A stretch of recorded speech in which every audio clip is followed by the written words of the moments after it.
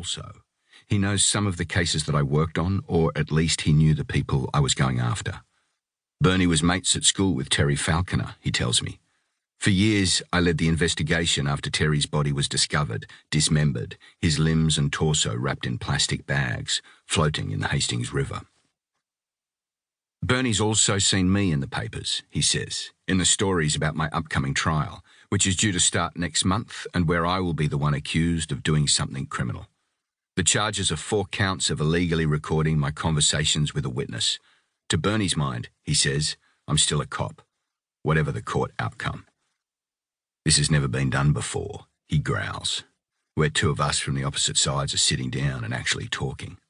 He says the scene reminds him of the gangster movie Heat, where an armed robber, played by Robert De Niro, is sitting in a diner, over coffee, facing Al Pacino, who's playing a career detective.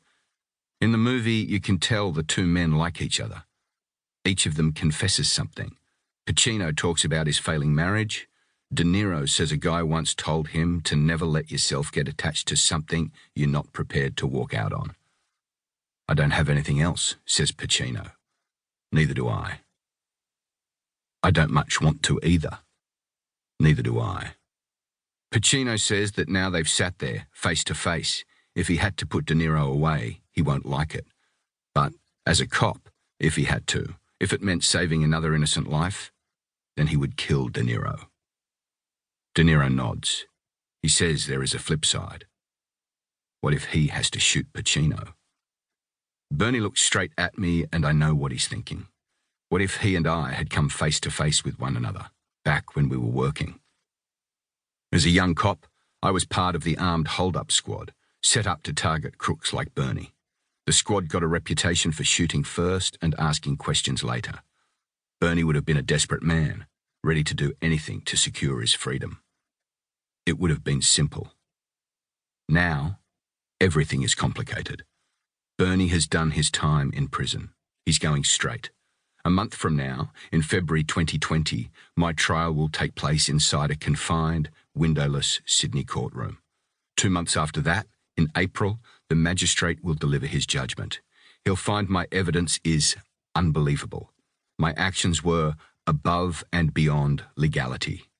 I will be disgraced, found guilty on all 4 charges I am facing, meaning I will become, like Bernie was, a criminal.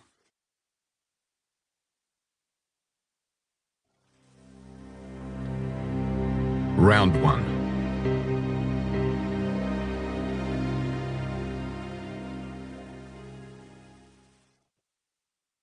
On the side of the angels. I worry that this might go badly.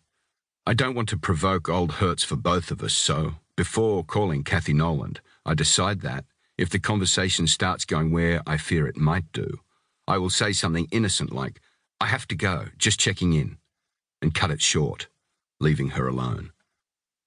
But Kathy wants to talk to me. I've been thinking about you, she says when I call in April 2020, a few days after being found guilty in court and a few months after my meeting with Bernie Matthews. Kathy says that she's been watching the news about my trial on TV. She asks how I'm coping. Badly, I think. Before, I had a clear idea of who I was. I was a detective. I caught killers. In the cops, we used to say we were on the side of the angels. Now I've been judged. I am the crooked former detective, convicted of recording conversations with a witness. But I'm convinced I did the right thing. Those conversations took place when I was leading the investigation into the disappearance of a young boy, 3-year-old William Tyrrell, who went missing in September 2014. In them, I was talking to a witness, asking about things that troubled us in his evidence, trying to work out if we should rule the man in or out of our investigation. That was my job. I was a detective. I first met Kathy 10 years before William went missing, when I was leading the investigation after her daughter's body was discovered in February 2004, lying in bushland near some playing fields in Western Sydney. Neither case has been solved yet. Thank you for remembering about me, says Kathy. Of course, I say. Her voice is a comfort, reminding me of when the world was simple, divided into good and bad, with me